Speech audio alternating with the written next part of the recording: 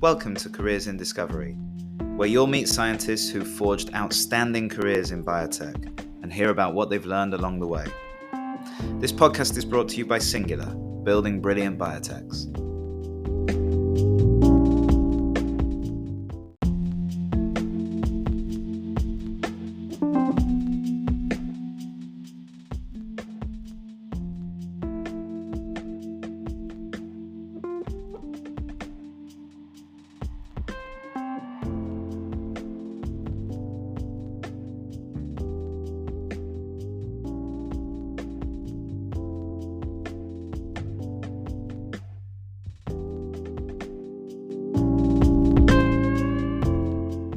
I'm delighted this week to be joined on Careers in Discovery by Beverley Carr of Amphista Therapeutics. Beverley, welcome to the show. Thank you, Tom. Pleasure to be here. Fantastic to have you. We always start by talking a little bit about what you're up to right now. And Amphista is a fascinating company. For those who aren't familiar with it, could you tell us a little bit about the company and what you're up to there? Sure. So Amphista is a targeted protein degradation company. TPD is a field that has been around for still a relatively short period of time. And Amphista was founded about 4 years ago with the intent to develop a platform that would address a number of the limitations of first generation TPD technologies. Mm-hmm. So TPD has the potential to treat a number of diseases. Most of the programs at the moment are in the field of oncology, yes, with some expansion into immunology and, excitingly for Amphista, quite a lot of potential in neuroscience, neurodegeneration. We can talk a bit more about that.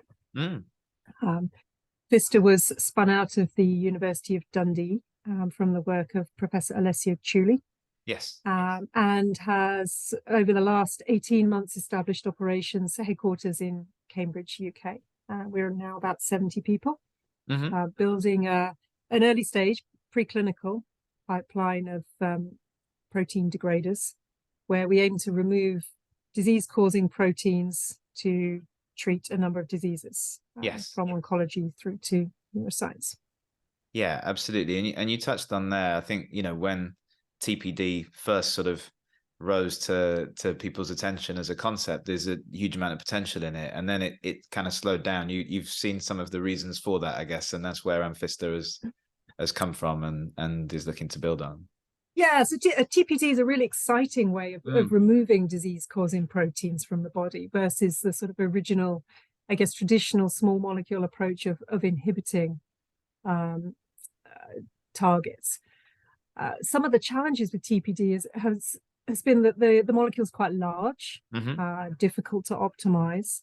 And Amphista has really focused on, from the very beginning, identifying molecules that are more drug-like. So much smaller than many protein degrading molecules.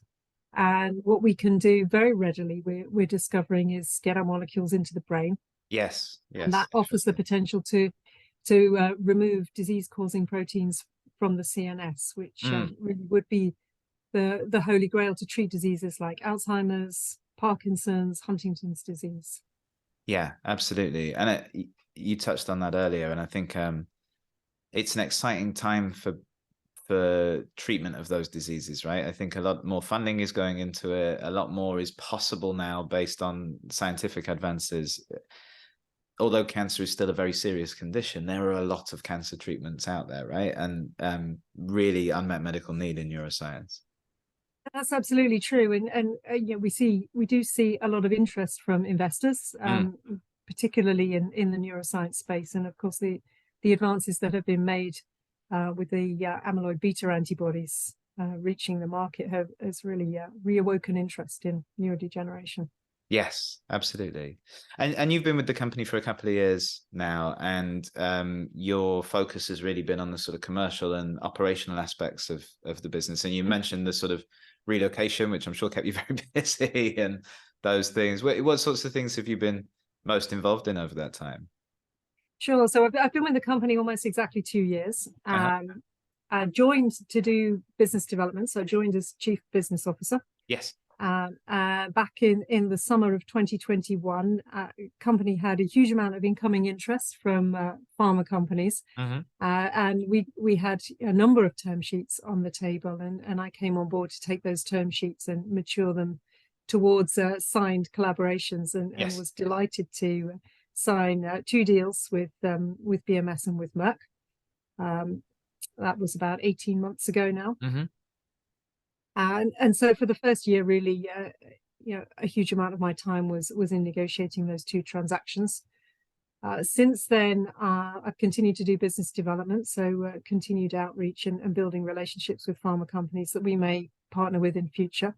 But also gradually picked up accountability for a number of other functions within the business, legal and IP, IT and lab facilities, portfolio and project management and finance, all sort of eventually came into my lap. And so I took on the role about a year ago of sort of expanded role of Chief Business and Operating Officer. So essentially I have kind of everything in the business that isn't science. Yes, I see. So plenty to keep you busy. Plenty. And also, we like to keep the non-science group as streamlined as possible. So we're all pretty busy in that group, but what we do want to do is make sure that we use our resources in the scientific area to generate as much value for the company as possible. Yeah, absolutely. Makes sense. And I want to talk as we go through this conversation about business development and business development in biotech in particular. And I know that's where you've spent a lot of your career. You mentioned the partnering deals that you've managed with Amphista, and of course I'm not going to ask you about details because I know a lot of that's proprietary. But I guess in an industry where the focus is often on raising money, and Amphista have been very successful with that as well, doing those sorts of deals can change the dynamic of a company, right? You can have resource without draining equity, and it brings a different dynamic to the table. And I think that there seems to be more partnering deals being pursued now. Now, not all of them successfully, but that seems to be a principle that is coming back into the collective consciousness in biotech after a little while away. That's true. And yes, it's certainly true that if you do partnering deals, you can bring in what might be described as non-dilutive cash, in that you're not selling more equity. Of course, you do dilute your efforts in other ways, because you need to then invest a certain percentage of your team in working on those projects that are partnered. And ultimately, of course, no matter how good a deal you're able to negotiate, your downstream return is going to be capped on programs that are partnered. Ultimately, you'll receive milestones and royalties if the programs are successful. But the value is capped, and the earlier that you do a deal, of course, the less downstream value the organization is able to get back from those programs. So, I think in a time when it's very, very easy to raise capital, and we've seen those times, sort of up to, I guess, early 2021, for a number of years, companies were able to go out and raise capital from private investors, IPO on NASDAQ. And in that environment, there would be less tendency to partner programs, because if you can raise capital, invest in the programs, maximize the value, and return to investors. Going back, I've been in biotech for quite a long time, for 20 years or so. And there have been ups and downs, there have been market cycles, and business development in the downturns is always more important, because it's important to think strategically about partnering, building those relationships, and our partners can be very helpful to us, particularly when times get tough. Obviously, it's in the interests of partners to help out businesses if it's a valued partnership.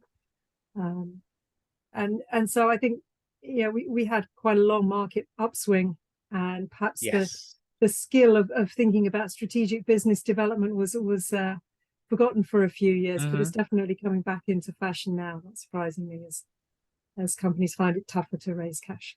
Yes, there certainly is. We've certainly seen an increasing demand over the last year for BD directors, chief business officers, these sorts of people in the market. I think largely driven by that. So I'm really interested to talk about how you got into that side of the industry, Beverley. But I guess I wanted to start with, I believe you're a chemist by training originally. Yes, I did Yeah. study chemistry. Yes, did my degree, my PhD in chemistry. Yes. And then briefly, I had a lab job, so worked for a couple of years as a chemist in a lab, and pretty quickly discovered that it was quite different working in industry to doing my PhD, which was, you know, a pretty fun environment. Not that industry can't be fun, but the lab work and I were not ultimately suited. And I was fortunate to work in a very small company, actually, where I could see that there were other things that were going on. There were other opportunities in biotech, and decided that I wanted to be more on the business side, but still very much associated with pharma, with biotech, with scientific research. And so I went off to work for a company called PA Consulting. Yes. Which is a management consultancy company that does all sorts of things, but had a life sciences strategy practice at the time, and fantastic opportunity to make a real, it's quite a big transition from being a very scientifically focused career track to a more business one. There's a lot to learn. I was fortunate to attend a number of training courses, things like finance, financial analysis, marketing, and worked on a number of really interesting business pharma assignments with several major pharma companies. But what got me really excited was the experience of doing the experts report for IPOs. So back then, and this is quite a long time ago, biotech companies used to list on the London Stock Exchange. Yes. And the requirement there was it was for an expert's report to go to accompany the listing, so that non-expert investors could understand the sort of scientific technical risks associated with the business. And we did a few of those, and what I really enjoyed was sitting with those management teams of those biotech companies, and hearing about what they were doing, and seeing kind of how they were building a business from, you know, very small team, working very hard, having fun, and then taking their companies to a market listing. And I thought, you know, that's what I'd like to do. So after a couple of years at PA,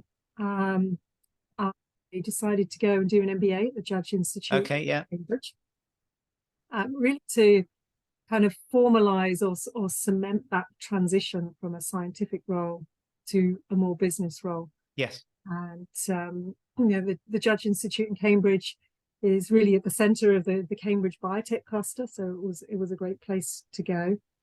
Equally was a great opportunity to work with people from many different countries and many different industries, and the Judge MBA deliberately mixes people up, puts people in different teams, and encourages people to work with different styles, whilst also being able to build more relationships with the kind of local biotech community. Yes. So it was a great experience.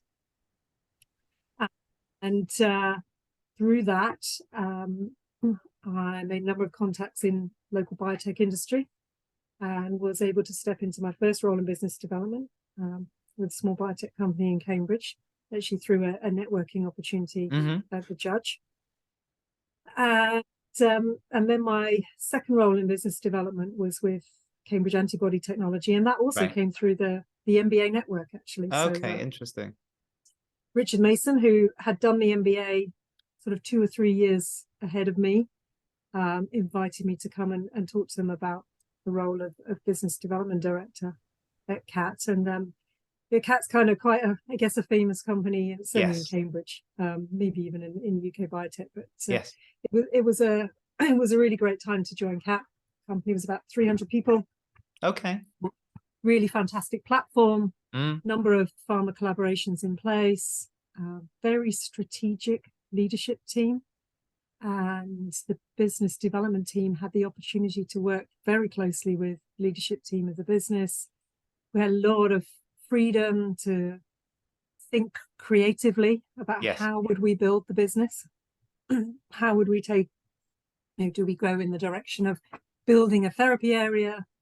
Do we do more collaborations? How do we raise money?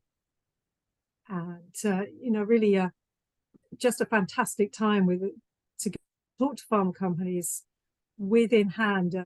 Was really a world leading platform with Absolutely very strong IP protection as well.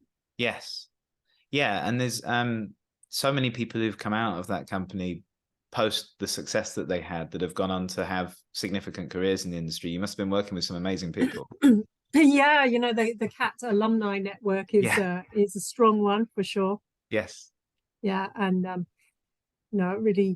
it was fantastic to have the opportunity to work with Peter Chambray. Richard Mason was there at the time as well, and we did quite a lot of different deals, and that was where I really started to learn how to negotiate a deal. And it's almost something that you can only learn by doing. Yes. You can learn corporate finance, you can do Excel modeling, you can read books on negotiation. But I strongly believe that business development is an art, and it's something that you can only really learn by doing. Because we had a team of 4 or 5 people at CAT, we used to pair up on deals. So we would have an experienced person and a less experienced person, and you would go along and attend all of the negotiation meetings. And as you gained experience, you would be allowed to negotiate perhaps a bit of the contract. Yes. Perhaps pick up, you lead negotiation on the manufacturing piece or the termination piece, or whatever. And as we grew in experience, we were then able to pick up deals of our own and lead them. So it really was a great time for learning on the job. Yeah, and I think it's an interesting point that you make in that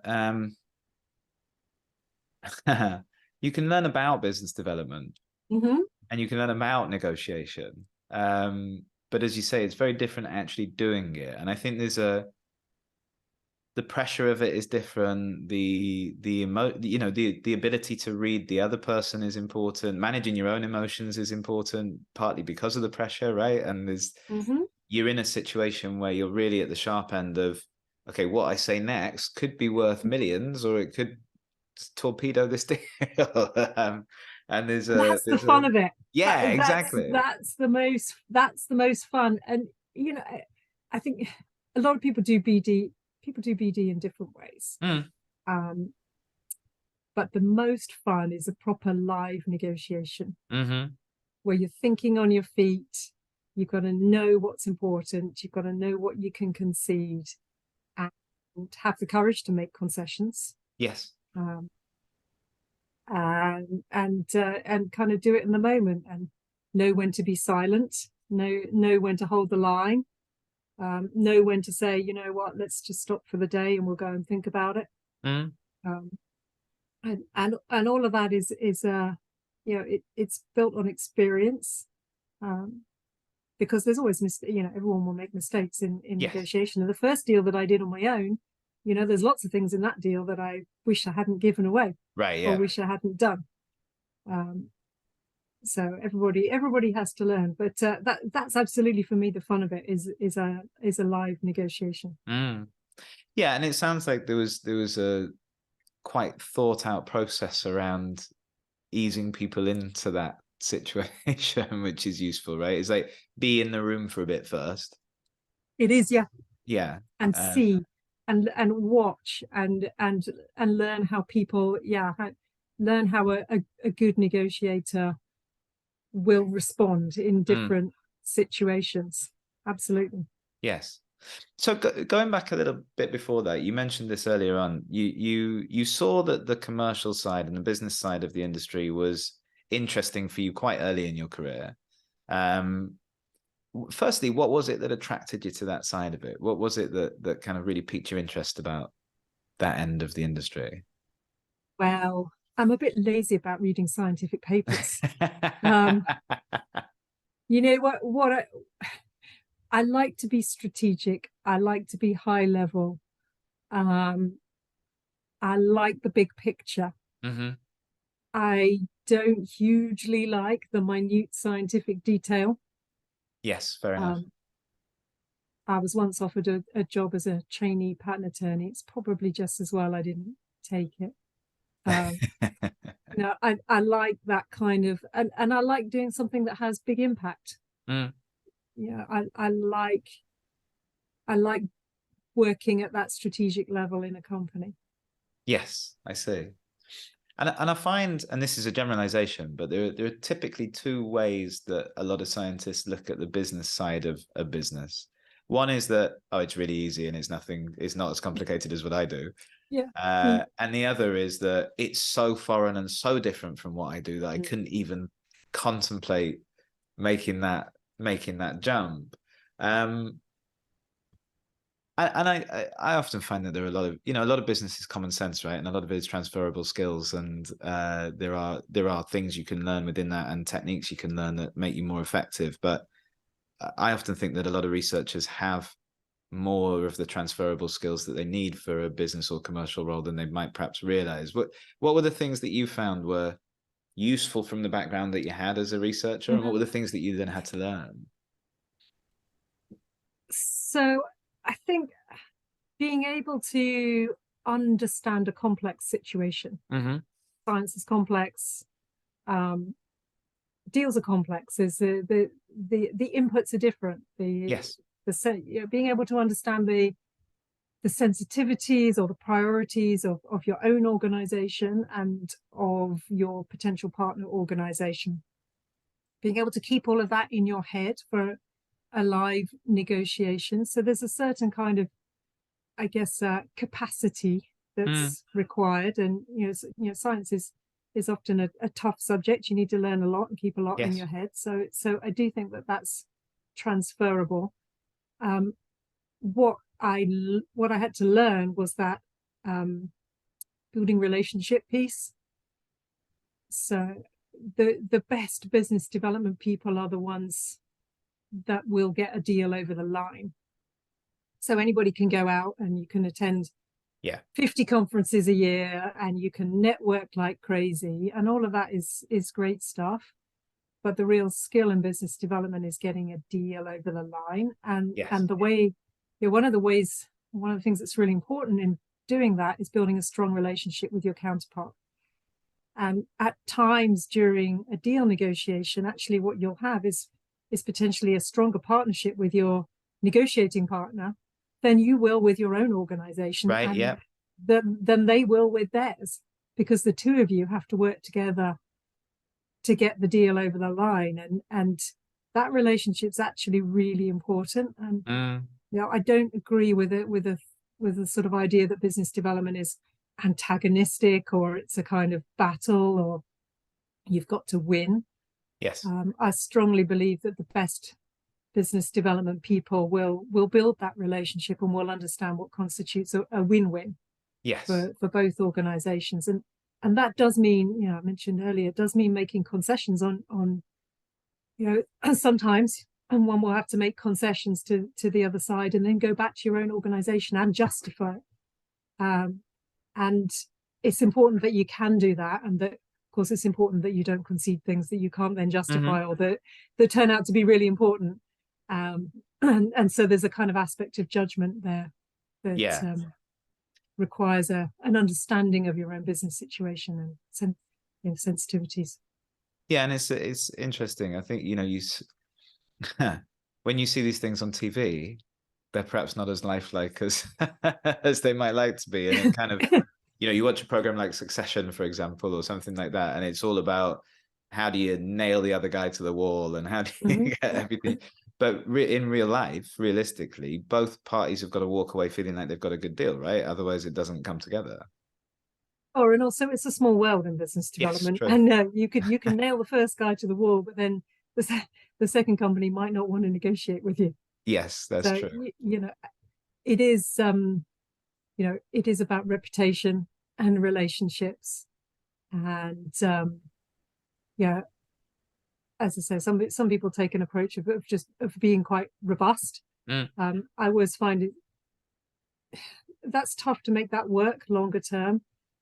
But if you can justify your position, if you can explain using precedent deals, using the key principles of why we're working together, take it back to that high level. What's the philosophy around a deal? Yes. Why do we think this is important? Usually you can find a way. Pretty much always you can find a way through. And I suppose there's ways to say no to things as well. There are ways to say no to things, Yeah. and you know, there are times to be, you know, a little bit more robust Yes. as well. Yeah. You know, absolutely. you can use a bit of emotion, can be quite helpful at the right time. Yeah, no, certainly.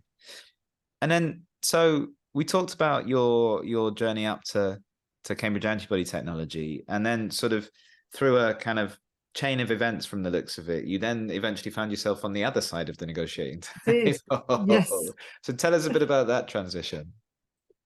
So CAT was acquired by AstraZeneca. Yes. And there's a whole other story behind that. But following that acquisition, was for a little while part of the AstraZeneca business development team. And then following the acquisition of MedImmune, which was a deal that I was privileged to work on, Yes. it became clear that the business development team for the sort of AstraZeneca biopharma organization, which was at that time named MedImmune, was going to be in the US. So I looked around for other things to do, and that was 2008, and there wasn't a whole lot of biotech going on in the UK. Yes. And an opportunity came up to join GSK in the business development team.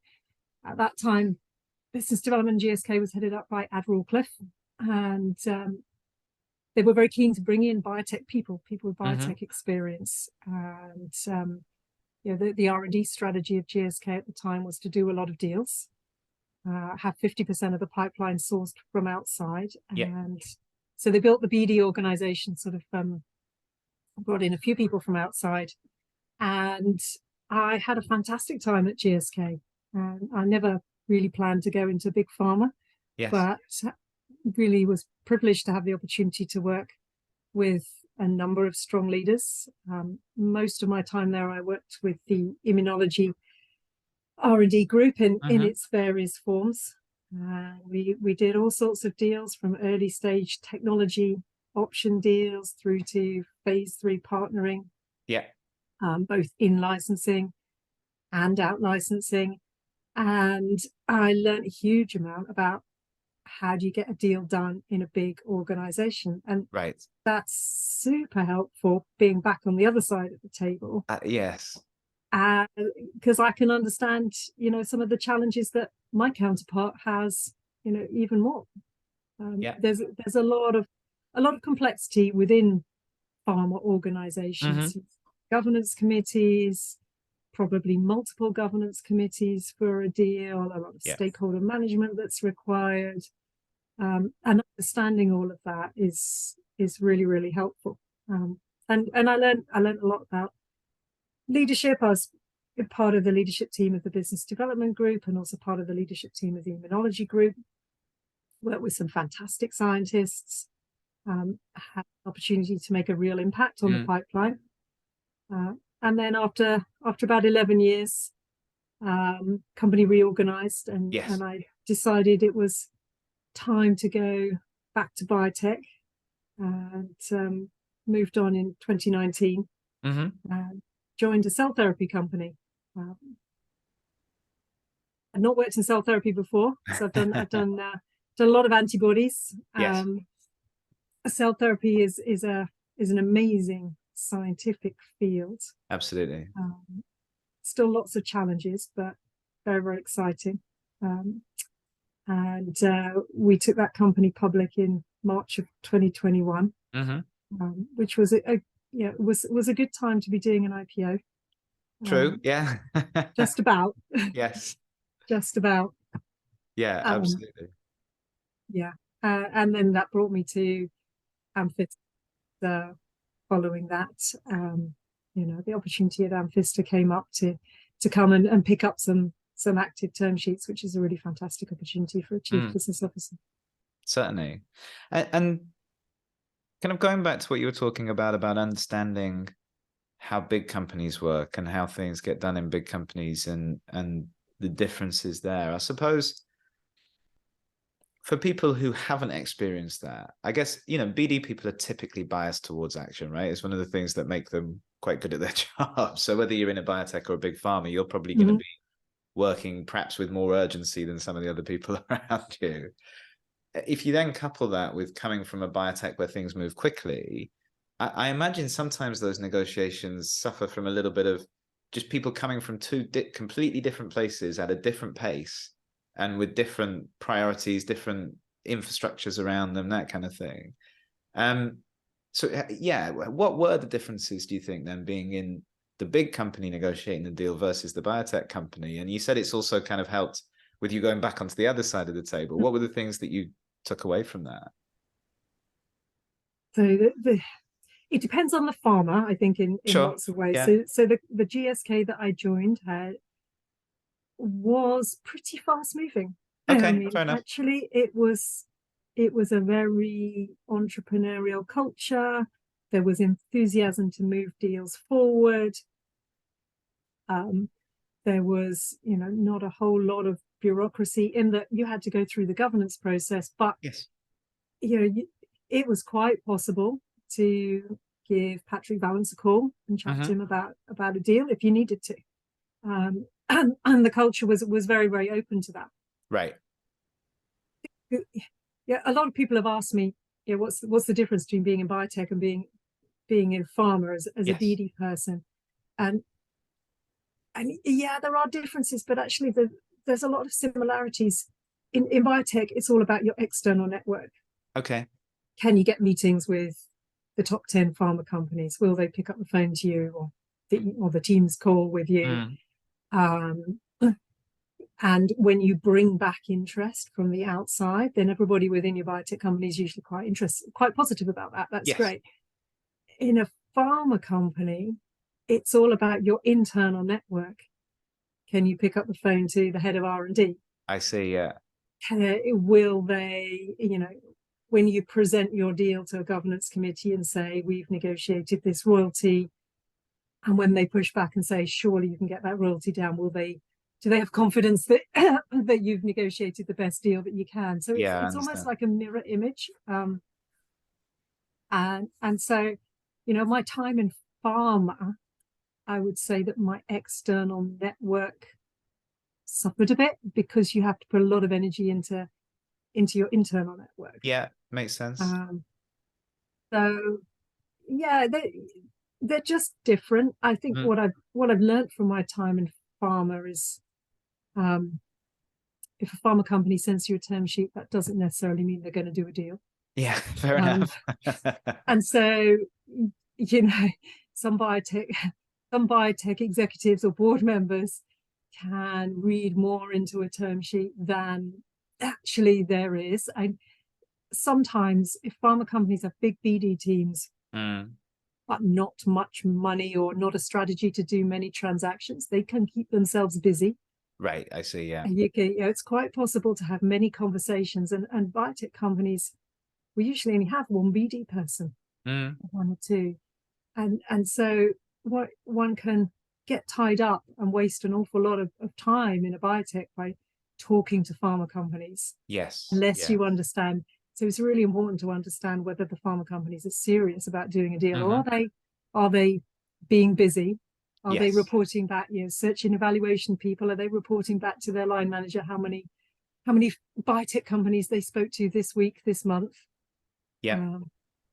And when I was in pharma, in our group in immunology BD, we worked very hard to ensure that our ratio of due diligences to deals was as close to 1-to-1 as possible. Okay, all right. In That's that interesting. we should only involve 35 people in the organization doing a due diligence if we knew that the deal was on strategy, that we had budget for it, that we had senior level support for it. Yes. But that's not uniformly the case. And of course, if you biotech company get yourself caught up in doing due diligences with pharma organizations that aren't going to do a deal, it can suck the life out of the company. So I think that's my biggest learning, is that it's important to understand, is the deal on strategy for the pharma? Do they have budget? Who's Right. the senior stakeholder? Are they supportive? Yeah, and I suppose that requires from the biotech side a certain amount of detachment, right? Because your immediate thought, I'm sure, would be, well, of course they're interested in buying us. Why wouldn't they be? But Yeah, you've got to take well, yourself out BD of that people like to have situation. meetings. Yeah, yeah, exactly. So if there's someone listening to this who perhaps is considering a move into BD, or has interest in it, I guess a couple of questions I have for you. What are the qualities, and not so much the skills, but more the qualities that you think make someone good at that sort of job? And then secondly would be just any advice that you have for someone making that transition, perhaps from a lab role or from a more scientific, hands-on position. The qualities, I think there's a kind of interesting balance between ability to build a relationship Hmm. with another party and ability to have enough detachment. And it's you could go out and build relationships with everybody, but not everybody's going to do a deal with you. So Sure. there's and it is important in a negotiation to have that strong relationship, as I said.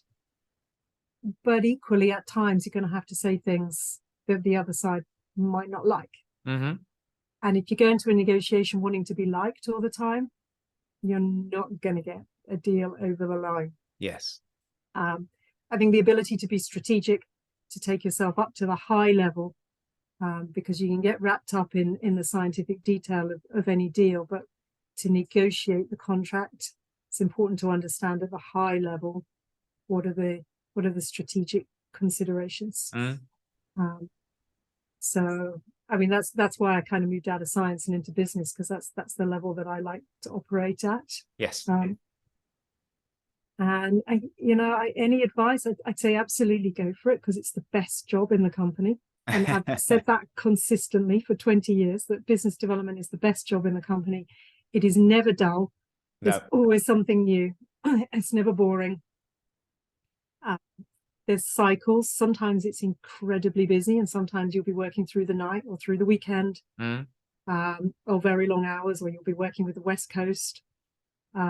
And then if you've done a deal, you've probably got a few months where maybe you don't have a whole lot to do. Yes. And you kind of take the good times with the quieter times, and roll with it. Yeah, absolutely. And I think there's you kind of made this point earlier that when we were talking about being in the room in a negotiation where things really matter that you say, and it's in that moment, people listening to this won't be able to see this because they'll only be hearing the sound, but I could see your face just light up when we talked That's the about that. best. And I think you've got to Yeah. have that thrill, right? But you're never going to really know whether you have that until you take part in it, I guess. Yeah, you got to like a little bit of danger, right? Because you're Yeah. exposed in that moment. And you, people will probably most people will have said something in the room that they then have to kind of come back and say, oh, I said that, but actually no, really I can't give you that. Yes. But actually, yeah, that's the thrill of it. So I say it's not dull. No. And you got to live on in a live negotiation, you have to live on your wits, because I mean, over the last few years maybe we've done more online, but the best thing is being in the room, and living on your wits in the moment, and how quick you can be, and how can you understand the consequences of what someone said, or what you might say. Yes. And just briefly, do you think that sort of move to more online interaction has changed the nature of it, or is it a change of detail? I think it has made things harder Mm-hmm. to read, particularly if you've got more than one person in a room, Yes. read body language. Yeah.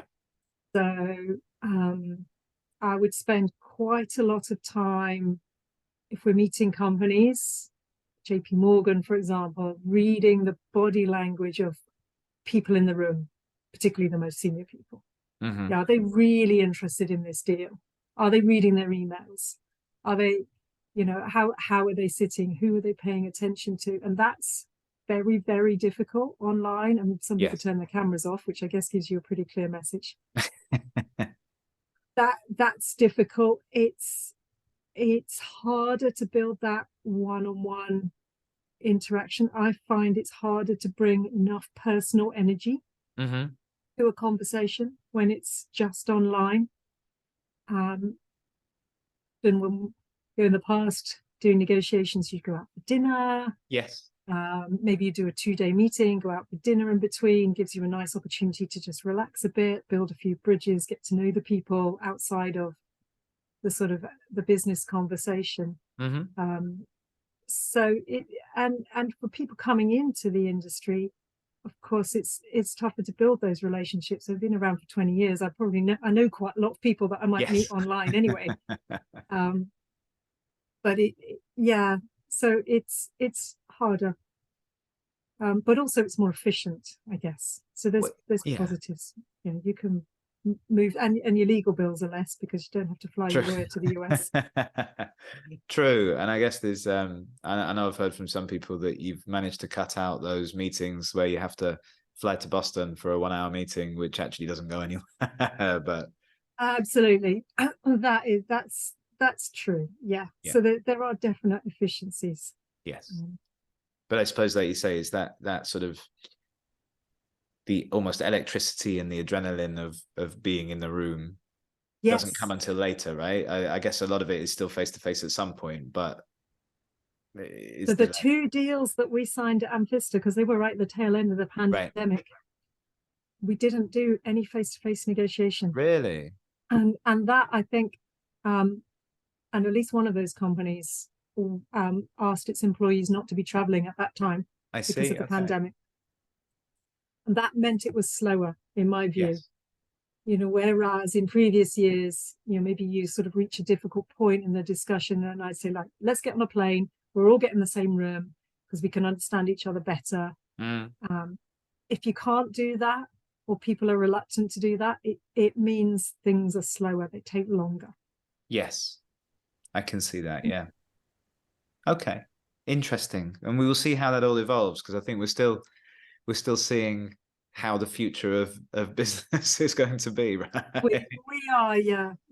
I guess a mix of the two, a healthy mix of the two, perhaps. Yes. And with that in mind, just going back to Amphista, I know it's an exciting time for the business. What can you tell us about what's next? So what's next for Amphista? Well, we are building a pipeline in oncology initially, but also, as I say, we're getting some exciting data in the neuroscience field.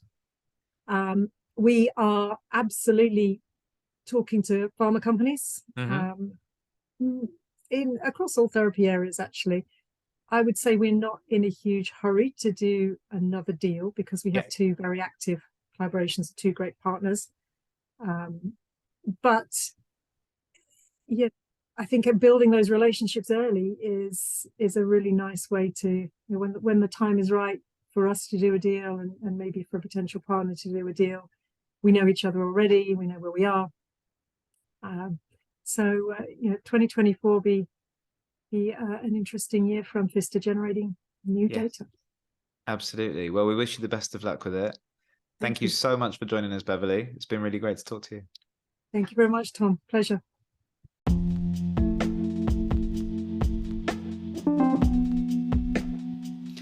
Thanks very much for listening. Careers in Discovery is sponsored by Singular, helping you to build a brilliant biotech company. Biotech leaders spend far too much time, money, and energy on hiring and people issues. Head to www.singular-biotech.com to learn how you can recruit and engage your team more effectively so you can focus on developing medicines, treating patients, and saving lives.